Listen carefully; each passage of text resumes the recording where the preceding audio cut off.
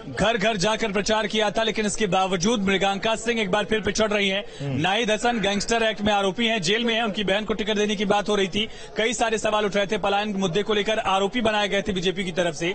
उसके बाद भी नाहिद हसन लीड कर रहे हैं। हालांकि बीजेपी के आंतरिक सर्वे में बात कही जा रही थी कि यहां से नाहिद हसन लीड कर सकते हैं, मृगांका सिंह को एक बार फिर से शिकस्त मिल सकती है। इसके बाद बात की जाए शामली की थाना भवन से, बीजेपी के सरकार में गन्ना मंत्री सुरेश राणा एक बार फिर से लीड कर रहे हैं। शामली में एक बार फिर से उलटफेर कह सकते हैं आप। प्रसन्न चौधरी जो कि आरएलडी और समाजवादी पार्टी के गठबंधन के उम्मीदवार हैं, वो लीड करते हुए दिख रहे हैं। तो कैराना में एक बार फिर से बीजेपी पिछड़ती हुई, जो कि कहा जा रहा था कि बीजेपी यहां पर कमजोर है और जो कि जातिगत और धार्मिक समीकरण है। चलिए आपको कुछ तस्वीरें भी दिखाते हैं। देखिए किस तरह से अब बीजेपी की तरफ से सेलिब्रेशन भी शुरू होने लगे हैं। मुख्यमंत्री के पोस्टर्स लगा दिए गए हैं और 5 वर्षों की जो बात कही जा रही है। कुछ तस्वीरें देखिए, आप भी देखिए। बिल्कुल, जनता के चुनाव में जनादेश, अलग अलग समर्थकों की तरफ से पोस्टर्स लगाए गए हैं और अब सेलिब्रेशन का दौर भी शुरू हो गया है। ये देखिए झंडा लेकर विधानसभा देख सकते हैं आप। विधानसभा के बाहर बीजेपी के कार्यकर्ता और समर्थक एकजुट हो गए हैं। अब जीत का जश्न मनाने की तैयारी भी बीजेपी के कार्यकर्ताओं ने शुरू कर दी है, लेकिन पुलिस मुस्तैद है और इस तरह से किसी भी जश्न की इजाजत इस बार नहीं है। कोई भी जुलूस नहीं निकाला जा सकता, ये कहा जा रहा था। नियम कायदे ये हैं, क्योंकि कोविड के अलावा जो उपद्रव की बात कही जा रही थी उसको लेकर कोई छूट नहीं दी जाएगी। चलिए कैराना शामली की अगर पूरी बात की जाए तो शामली से आरएलडी के प्रसन्न चौधरी इस बार आगे हैं। बीजेपी के पाले में सीट हुआ करती थी। जालौन की सभी सीटों पर बीजेपी बढ़त पा रही है।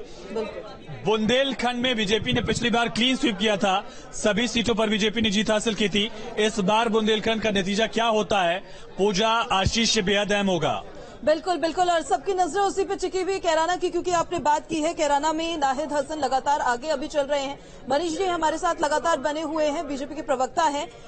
अमित शाह वहां पर पहुंचे थे, केंद्रीय गृह मंत्री अमित शाह, जहां पर उन्होंने रोड शो किया, प्रचार किया। चलिए मनीष जी आपके पास आएंगे, लेकिन उससे पहले देखिए बाबा जी का बुलडोजर किस तरीके से चलता हुआ नजर आ रहा है। 403 में से 395 सीटों पर अभी शुरुआती रुझान जो सामने आए हैं। 280 सीटों पर बीजेपी आगे, एसपी 100 सीटों पर। बिल्कुल पूजा, 403 में से 395 सीटों पर बीजेपी आगे है। बीजेपी की बात करें 280 सीटें दिख रही है। समाजवादी पार्टी 100 सीटों पर है, बीएसपी 8, कांग्रेस 4 और अदर 3 सीटों पर है। और यही कुछ हाल इस तरह ही 70 विधानसभा सीटें उत्तराखंड में, वहां पर भी 40 सीटें बीजेपी के पक्ष में रुझानों के मुताबिक दिख रही हैं। कांग्रेस की बात करें तो 28 सीटें दिख रही है, बीएसपी 0 पर है। आम आदमी पार्टी, इस बार आम आदमी पार्टी वहां पर पहुंची और लग रहा था कि त्रिकोणीय मुकाबला देखने को मिल रहा था, करने की कोशिश आम आदमी पार्टी वहां पर करने की कोशिश कर रही थी, अपने फुटप्रिंट्स को एस्टैब्लिश लगातार कर रही थी। लेकिन देखिए जो रुझान अभी सामने आए हैं, एक ही सीट पर आगे चलती हुई उत्तराखंड में नजर आ रही है। हालांकि लगातार कहा जा रहा था आम आदमी पार्टी की तरफ से कि परिवर्तन चाह रही है वहां की जनता, परिवर्तन सामने। बिल्कुल मनीष जी का रुख करना चाहूंगा। मनीष जी, कैराना में क्या हो गया? देखिए कैराना में भारतीय जनता पार्टी ने उन्हीं सब मुद्दों पर चुनाव लड़ा जो 7 चरण में लड़ा। जनता वोट देती है, जनता जो भी जनादेश देगी वो सर्वाधिक पर। लेकिन हमको विश्वास है कि अभी ढेर सारी मतों की काउंटिंग बाकी है। Manish ji law and order के मुद्दे को लेकर ही तो बाकी जगह भी चुनाव लड़ा था ना, तो लॉ एंड ऑर्डर का वहां पे जिक्र भी किया। और नाहिद हसन पर लॉ एंड ऑर्डर से ज्यादा बेस्ट मुद्दा क्या सूट वहां पर करता हुआ नजर आएगा, फिर भी वो मुद्दा वहां पे फीका कैसे पड़ गया? देखिए अगर कैराना की बात करते हैं तो पूरे पश्चिम उत्तर प्रदेश की बात करनी पड़ेगी। पूरे पश्चिम उत्तर प्रदेश का इशू था पलायन, पूरे पश्चिम उत्तर प्रदेश का इशू था लॉ एंड ऑर्डर। बड़ी खबर बता दें, स्वामी प्रसाद मौर्य 4500 वोट से पीछे नजर आ रहे हैं। अजय कुमार लल्लू भी 7600 वोट से पीछे नजर आ रहे। पूजा, बड़ी खबर है, स्वामी प्रसाद मौर्य का ही जिक्र कर रहे थे। बीजेपी छोड़कर समाजवादी पार्टी की साइकिल पर सवार हुए और 4500 वोट से पीछे नजर आ रहे हैं। सीधे अविनाश का हम लोग रुक कर लेते हैं। अविनाश, क्या अपडेट है आपके पास, बताइए।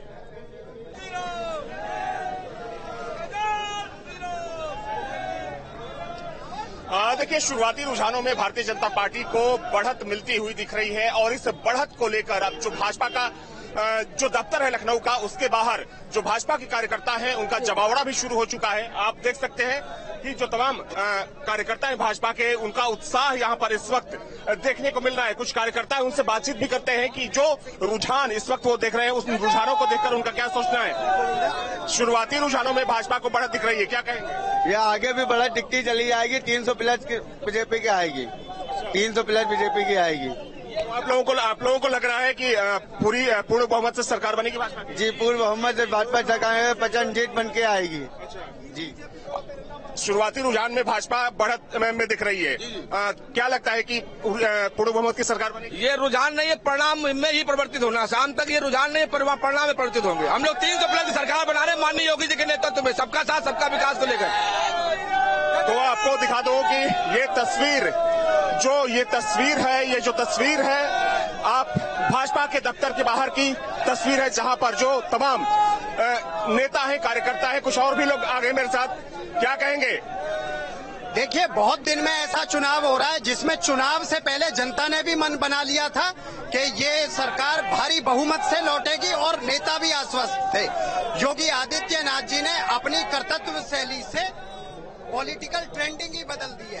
करेक्टर मॉरल बेस जो राजनीति की शुरुआत करी, जो परिकल्पना भाजपा और जनसंघ के राष्ट्रीय अध्यक्ष पंडित दीनदयाल उपाध्याय और श्यामा प्रसाद मुखर्जी जी ने करी थी, वो सपना साकार होता हुआ दिखा। योगी आदित्यनाथ जी ने अपने समय में पूरे 5 साल ऐसा शुरुआती रुझान है। आपको लगता है कि पूर्ण बहुमत की सरकार बनेगी? सर, ये कटेगा नहीं रुझान। जो बढ़त बन गई है, लास्ट राउंड तक ये बनी रहेगी। जनता के अंदर एक बहुत तगड़ा जोश है योगी के प्रति।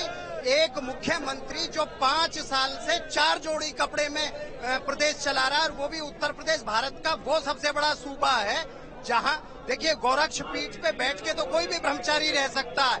उत्तर प्रदेश सीएम की कुर्सी पे बैठ के ब्रह्मचारी रहना, समानता का भाव रखना, ये उनके। हालांकि शुरुआती रुझान है, लेकिन रुझानों से दिख रहा है कि भारतीय जनता पार्टी बढ़त में है। तो आपको लगता है कि जो योगी का सुशासन था उस पर लोग भरोसा करते दिख रहे हैं? जी हाँ, योगी के सुशासन पर लोगों को 100% भरोसा था। कोरोना काल में उनके द्वारा किए गए सराहनीय कार्य की जो उपलब्धियां हैं